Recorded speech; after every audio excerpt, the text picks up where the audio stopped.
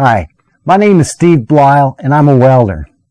Wire feed, in one form or another, has become the standard of the welding industry.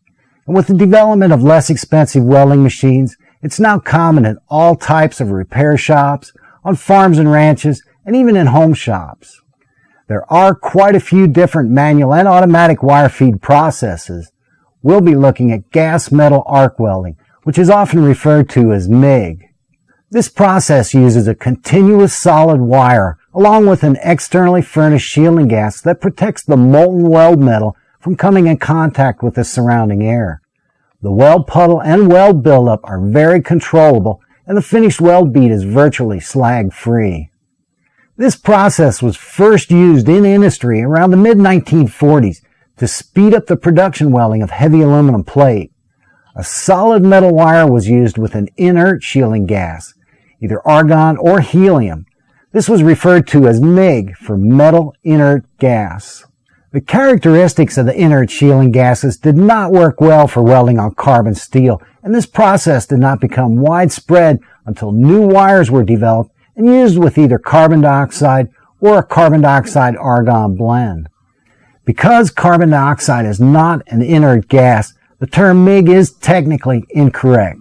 Everybody still uses it. MIG welding is a very familiar term, but the American Welding Society has designated this as the gas metal arc welding process to include all types of solid wire and shielding gases.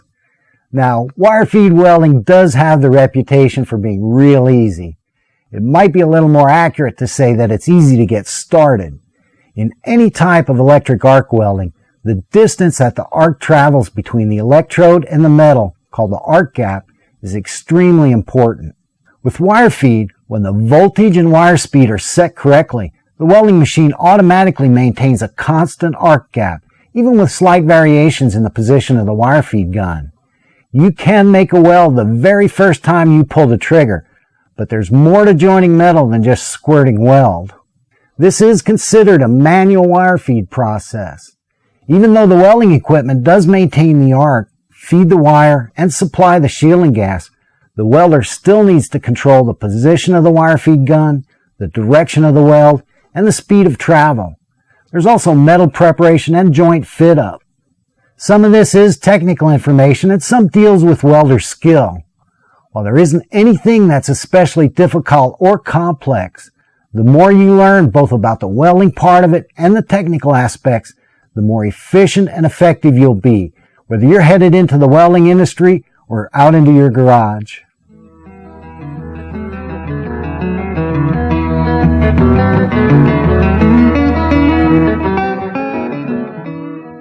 A typical wire feed welding setup consists of a power source, wire feed unit, the gun assembly, a ground connection, and a high-pressure bottle with a flow meter. This is considered an all-in-one machine. The power source and wire feed unit are combined. In industry, where more powerful equipment is used, the wire feed unit may be separate from the power source. Regardless of the type, size, or brand name, these machines all do the same thing: provide current, feed wire, and regulate the gas flow. So basically, they all have the same parts.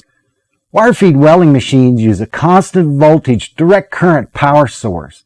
This particular machine uses a transformer rectifier to change alternating current from the wall outlet into direct current that's supplied to the welding wire.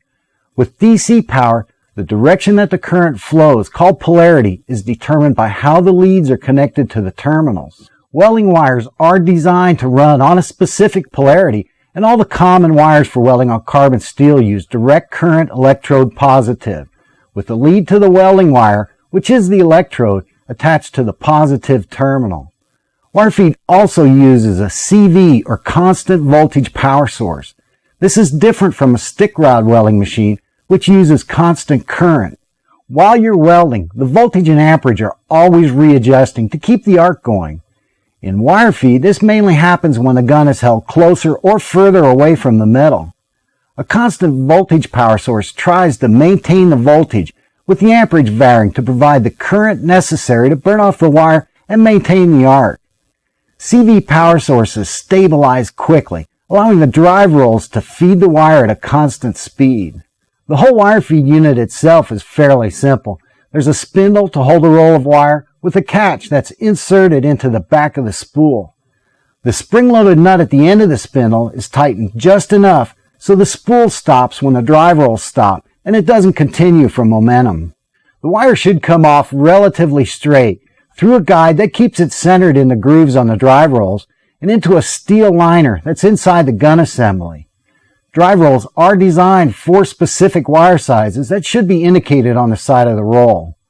When you close the drive rolls, just tighten them enough to keep the wire from slipping.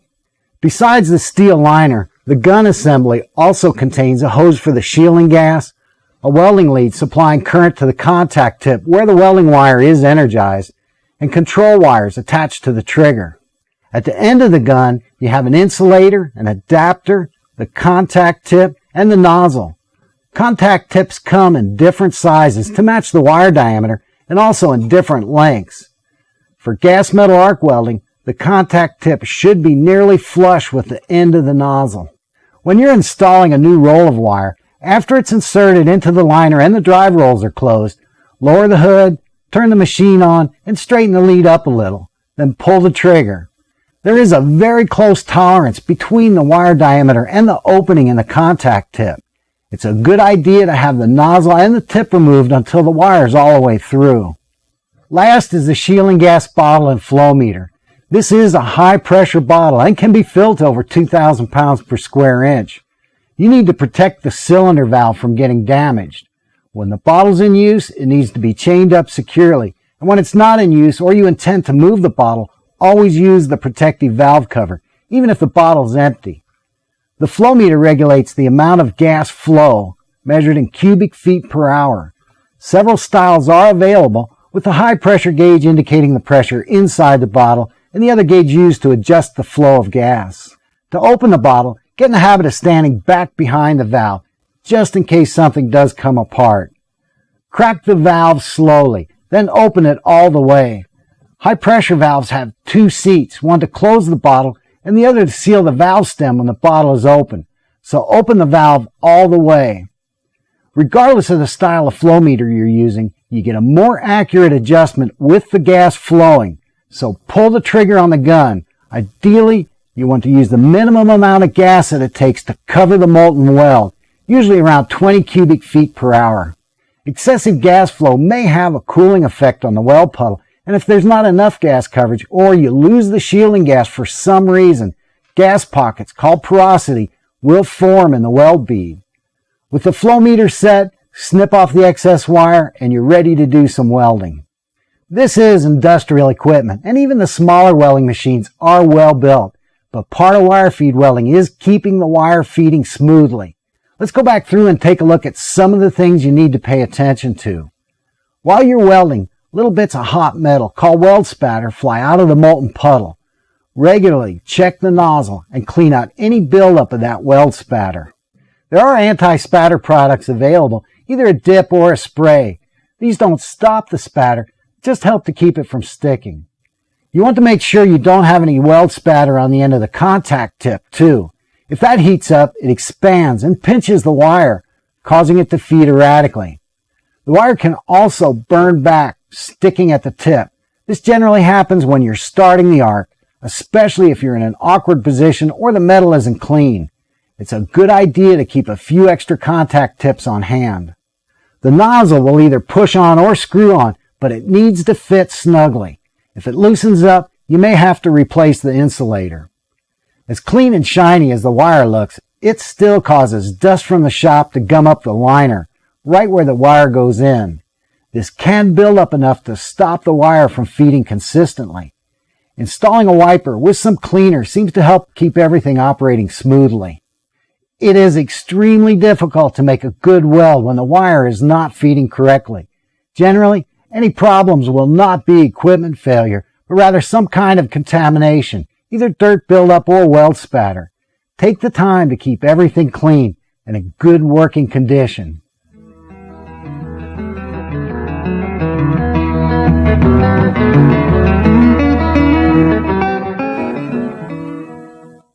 With the increased use of gas metal arc welding, many filler wires and shielding gas blends have been developed. Keep in mind, only in recent years, with the introduction of smaller welding machines, has this process become popular for general purpose welding. It was originally developed and is used extensively to increase the speed of industrial welding, and you'll find that most of the gases and wires are used for high-speed production. Of the filler wires available for welding on carbon steel, the most commonly used is ER70S6. All these wires have a 70,000 pound per square inch tensile strength, indicated by the 70. Tensile strength is the force it takes to pull it apart. The difference between the filler wires is the type and amount of chemicals that are added to the metal. These are called deoxidizers and help clean surface oxides and gases from the molten weld, leaving small slag deposits on the finished weld bead. ER70S6 contains higher amounts of silicone and manganese. While it is a little more expensive, it does produce quality welds in different welding situations. The diameter of the filler wire is selected for the amount of the finished weld required and the deposit rate. 023 is often used with the smaller welding machines, and 030 is generally used on gauge metals. In the welding industry, 035 is considered most efficient for metals up to 3/16 of an inch. On heavier metals, 045 will provide high filler metal deposit rates. For general purpose welding, where varying amounts of weld deposit are required for different metal thicknesses, the wire size is more of a compromise. Typically, using a smaller wire like 035 and turning the welding machine up for thicker metals will give better results than using the larger 045 and trying to turn the machine down, running cold for the thinner gauge metals. The shielding gas used for welding on carbon steel is generally a blend of carbon dioxide and argon. The main job of the shielding gas is to cover the molten weld and keep it from coming in contact with oxygen and nitrogen in the surrounding air. But these gases also affect the characteristics of the arc itself. The arc creates a stream of hot, electrically charged gases. Straight carbon dioxide does not transfer current well and requires a higher voltage. A wide arc stream is formed with a lot of energy that breaks up surface oxide and allows good penetration and weld fusion. While all that arc energy does help to produce a strong weld, the problem with straight carbon dioxide is that it just isn't any fun to weld with. The high voltage and arc energy causes a harsh arc that creates more weld spatter and agitates the weld puddle, making it difficult to control. Pure argon, on the other hand, transfers current extremely well. Requiring less voltage, argon produces a narrow, dense arc stream with a secondary stream that has very little energy. On carbon steel, welds made with pure argon would penetrate in the center, but the filler metal would not fuse along the sides. What they've done is mix carbon dioxide with argon in varying amounts to provide sufficient arc energy at lower voltages. The gas blend is chosen for the amount of this arc energy it provides, and most of the argon-rich gases are used with high voltage in production welding. For some situations, because the higher argon content does reduce the energy, a little oxygen may be added just to kind of stir things up again. For general purpose all-position welding, which uses lower voltage settings, either CO2 or more commonly a blend of 75% argon and 25% CO2 provides the arc energy necessary for good weld fusion.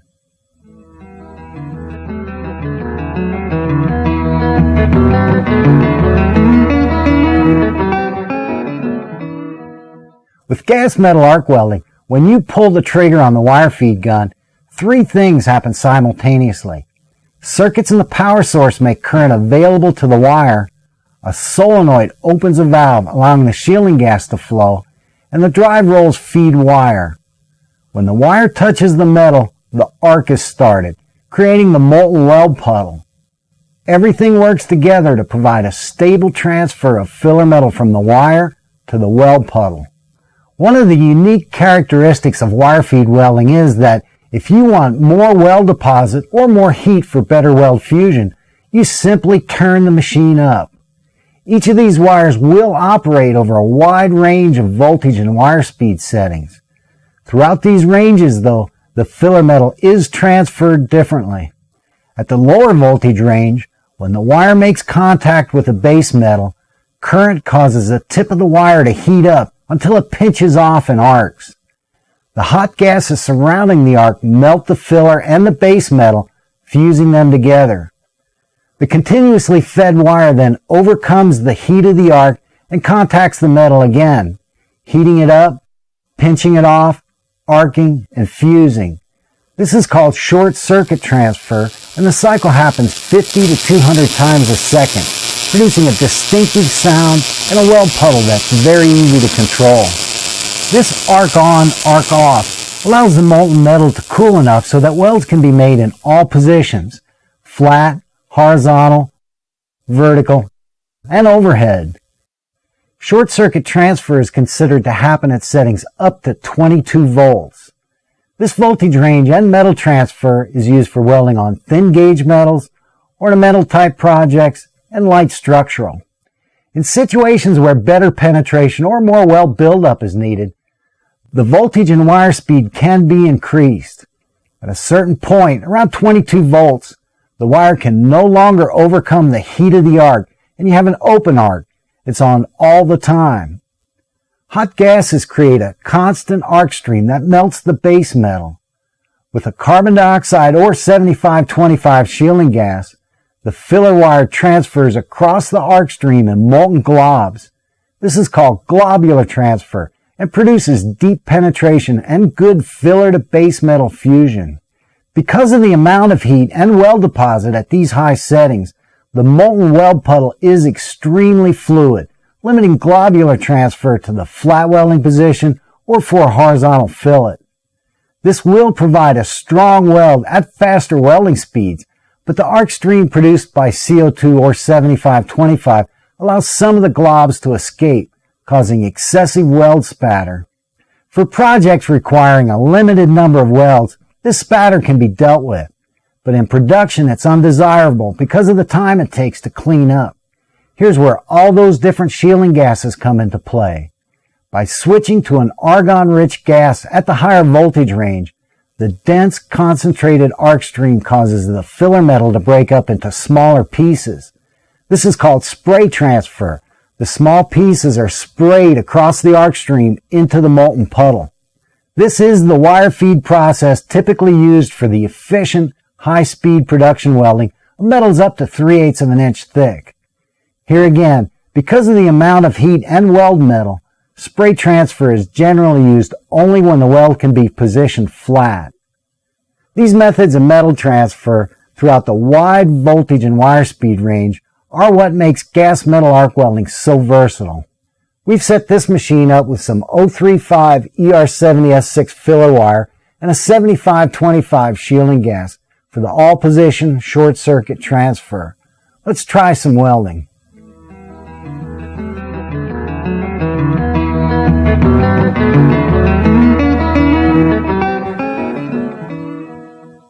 Just like every other type of welding, wire feed throws sparks, which are little bits of hot metal. Cover yourself up. Wear some good gloves, a hat, and always wear safety glasses.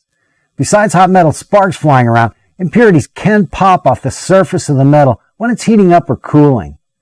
Make sure the lenses in your hood are clean. Industry recommends a number 10 shaded lens. For the lower voltage ranges of short circuit welding, I use a number 9, which is a little lighter. This type of welding moves right along, and in many situations, you need to be able to see where you're going. Use clear plastic lenses to protect the shaded lens and make sure everything is sealed so that there isn't any light leaking around the edges inside the hood. Ideally, the ground clamp should be attached directly to the metal you're welding on. That's not always possible. Sometimes it's clamped to the work table. But because of the relatively low voltage, it's important to have a good, clean ground.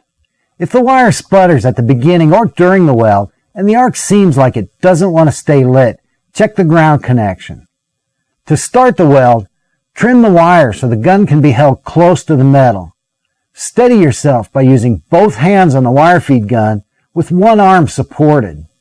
Move your head in close to be able to see the molten weld puddle. When you're comfortable, either reach up and slide your hood down, or you can adjust the knobs on the side to flip the hood down with a nod. Then pull the trigger. The molten puddle is controlled by the distance the gun is held from the metal, where the arc hits the puddle, the angle of the gun, and the travel speed. On the wire feed gun, the contact tip should be nearly flush with the end of the nozzle. The length of wire that sticks out from the contact tip, called electrode extension or wire stickout, will affect the amount of heat at the weld. Constant voltage power sources maintain the arc gap and provide the amperage necessary to burn off the wire. For most welds, the recommended wire stickout from the contact tip to the metal is 1/4 to 3/8 of an inch. Longer electrode extensions allow the wire to preheat, reducing the amperage necessary to burn it off and reducing the amount of heat at the weld. Holding the gun closer, which shortens the electrode extension, increases the amperage and heat for better weld fusion. The distance that the wire feed gun is held from the metal does give the welder a little more control of the heat. For good hot starts, hold the gun close to increase the amperage and heat. For thinner gauge metals or filling gaps, the gun can be pulled away a little, reducing the heat and limiting penetration. You have to be careful not to pull the gun too far away, or the weld will get too cold and may not fuse.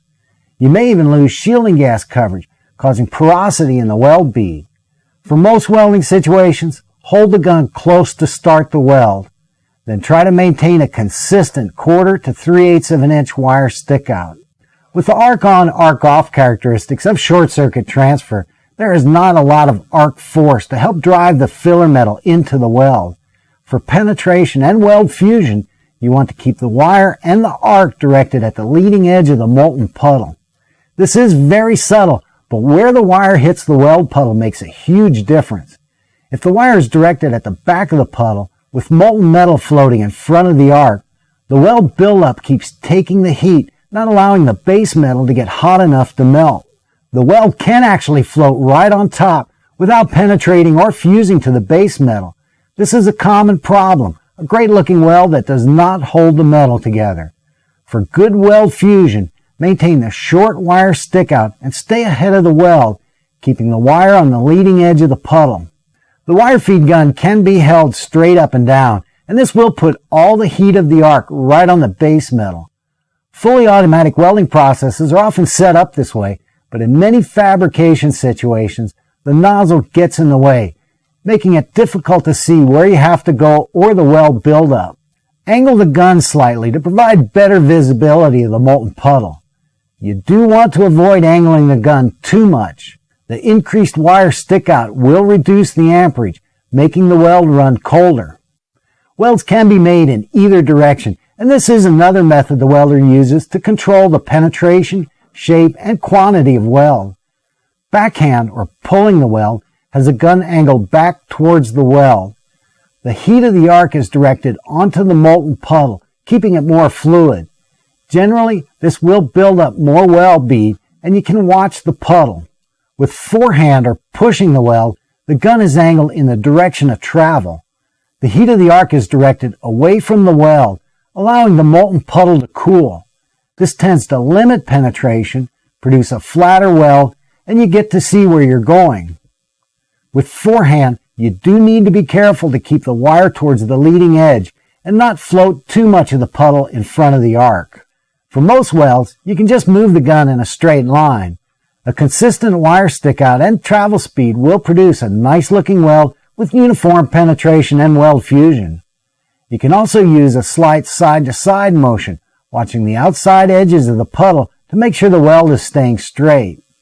For situations where a little more gun movement is required, a U or an upside-down U will keep the arc at the front of the puddle. There are exceptions, but in wire feed, you want to avoid big, wide gun movements. It makes the puddle too difficult to control. If you need more weld buildup, you can increase the wire speed and voltage to squirt more weld or switch to a bigger wire size. For wide welds, you can also stack overlapping weld beads side by side. The speed of travel, how fast you move the gun, depends on how much heat is at the weld. You do need to move right along without hesitation to avoid excessive weld buildup, but you also have to give the arc enough time to melt the base metal, allowing the filler metal to flow out and tie in on the sides. To some extent, you can see this by watching the edge of the molten puddle. If the travel speed is too fast, the metal doesn't have time to heat up. The weld bead will just stack up on top and may not even fuse to the base metal. Traveling too slow will generally put the wire and the arc on the weld buildup, causing excessive filler metal deposit and reducing the amount of heat to the base metal. By speeding up or slowing down a little, travel speed is the main option used during the weld to control the size of the weld and ensure good weld fusion. Make sure the puddle flows out and ties in on the sides, watching the top of the puddle to avoid excessive weld buildup. One of the most important aspects for making successful welds is the voltage and wire speed settings. Basically, the voltage controls the potential amount of heat available to the weld, and the wire speed determines the amount of weld buildup. There are two parts to making the final adjustment. First, the voltage and wire speed are adjusted to provide the amount of heat and weld deposit required for the specific welding situation. Second, and this is important, the voltage and wire speed are always adjusted together to produce a stable transfer of filler metal from the welding wire into the molten puddle. This means that any time you increase the wire speed for a bigger weld, you also need to increase the voltage. The same goes that if you want a little more heat for better penetration, you can turn up the voltage, but you also need to increase the wire speed, tuning the two of them together for an optimum metal transfer.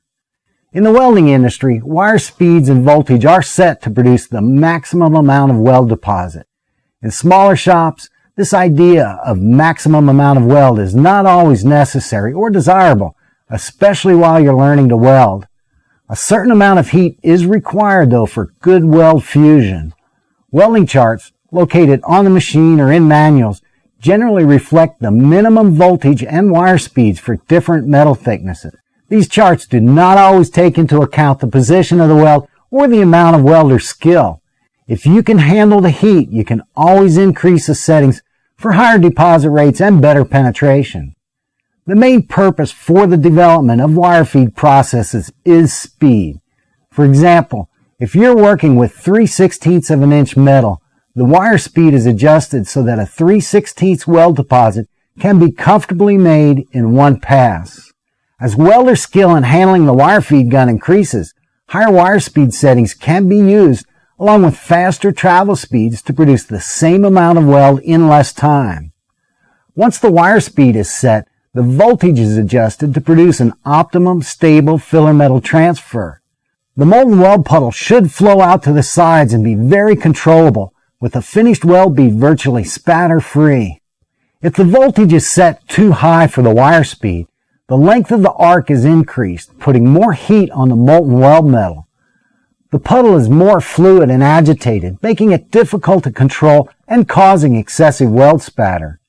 If the voltage is set too low for the wire speed, the arc length is shortened, allowing the wire to run into the puddle. The arc may be erratic, and there's not enough heat to melt both the filler metal and the base metal, so the puddle doesn't flow out on the sides. The finished weld bead will just stack up. With short circuit transfer, this optimum relationship between the wire speed and voltage can actually be adjusted by the sound of the arc. Starting with the voltage too high for the wire speed, the arc sound is erratic.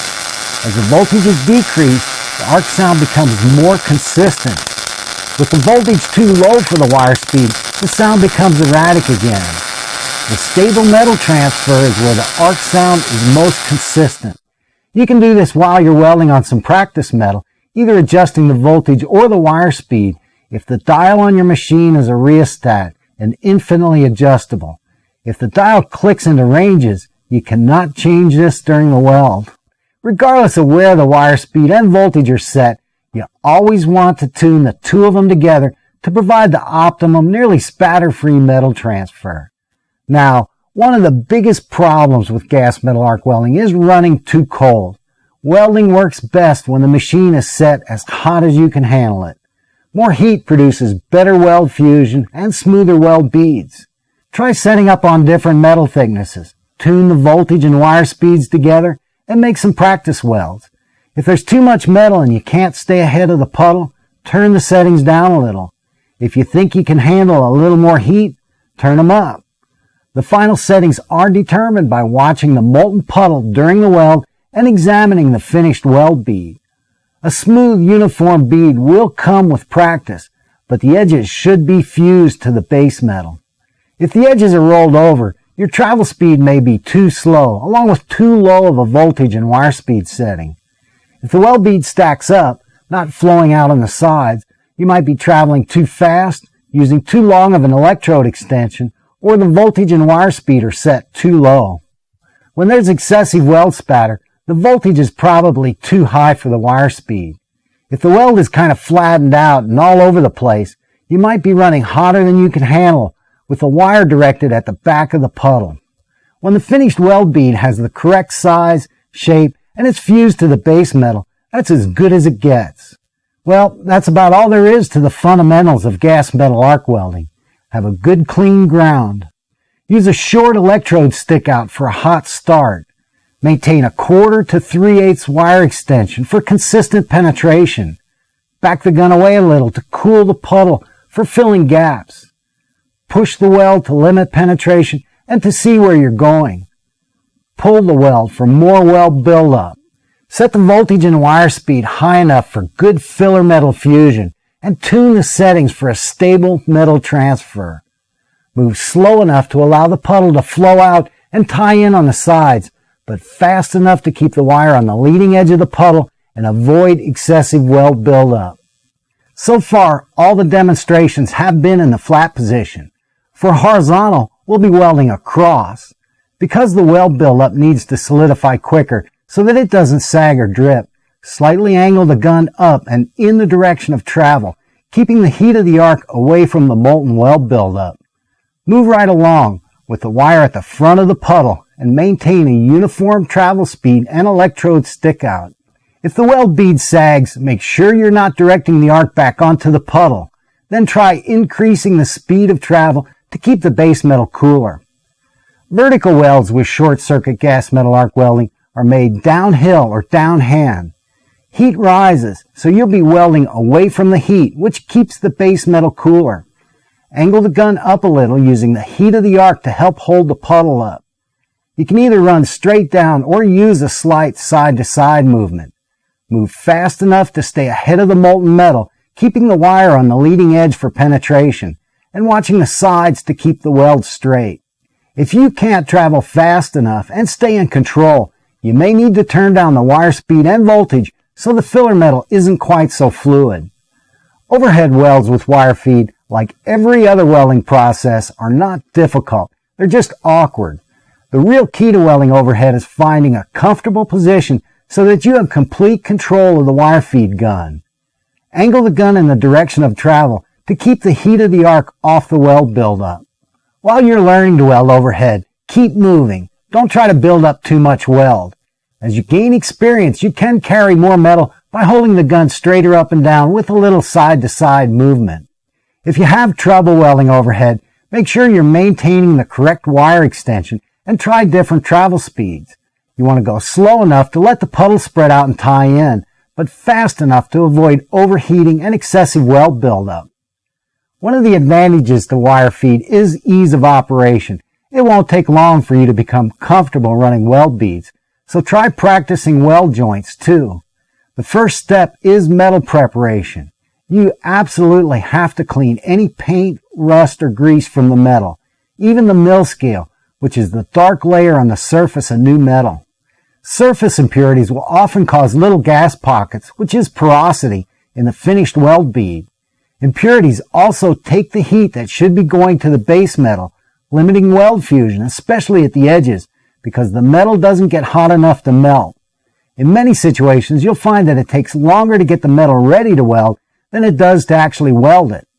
There are 4 kinds of weld joints: butt joints, lap joints, T-joints, and corner joints. Let's start with the butt joints. Extremely thin gauge metal, like auto body metal, is generally lap welded, but if your project requires a butt weld, take the time to get a perfect fit. Any gaps will cause the edges to melt away, ripping open a hole.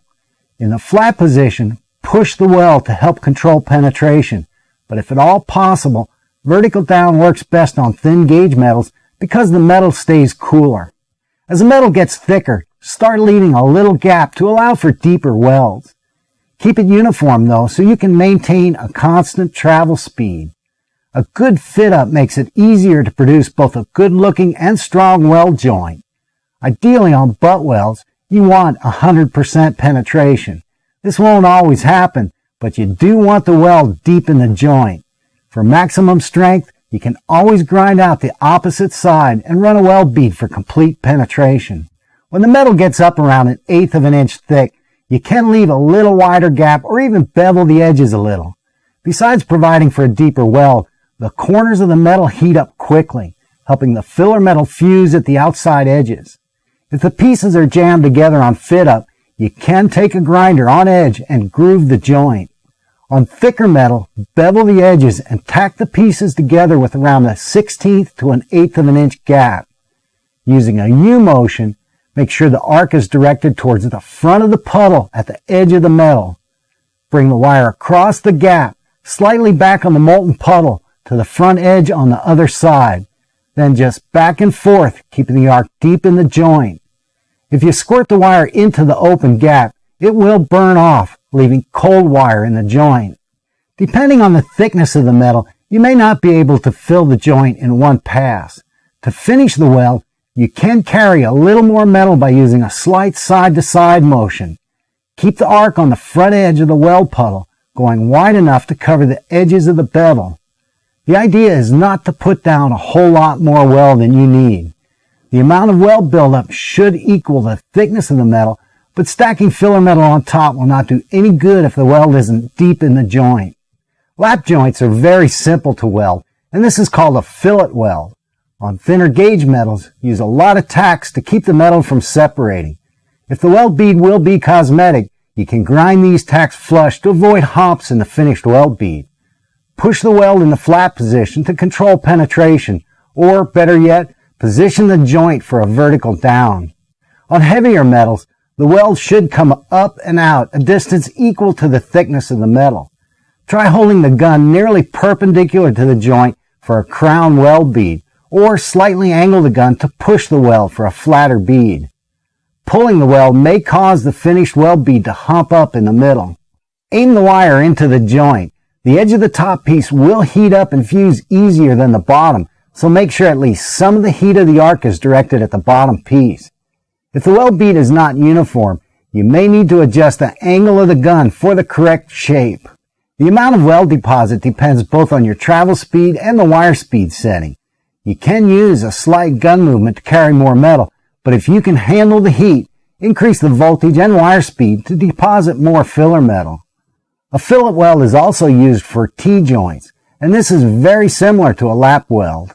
Vertical down fillets on thinner metal seems to produce the nicest looking weld, but if there is a drawback to the gas metal arc welding process, it is vertical down welds on thicker metal. A higher voltage is necessary to ensure good weld fusion. To keep a stable metal transfer, that also means a faster wire speed, to the point where you may not be able to handle the quantity of molten weld coming down. You can make these welds by running hot with the faster travel speed to prevent excessive weld buildup, then multi-passing to increase the size of the weld. Corner joints are fit up several ways. The edges can be lapped with a weld bead on the outside edge. For thin gauge metal, try to position the joint for a vertical down. On thicker metals, bevel or grind a groove on one edge. If you're concerned at all about the strength of the joint, a fillet weld can also be added to the inside, but this will tend to draw the pieces in the direction of the fillet. Corners can also be fit up by lining up the inside edges, more or less forming a bevel. Try leaving a little gap for complete penetration. This type of corner provides a good-looking, strong weld joint that's easy to weld. Practice these different weld joints. Watch the molten puddle. Examine the finished weld bead, and even try breaking the welds to see if the filler metal is fusing to the base metal. A big part of learning to weld is figuring out what works for you.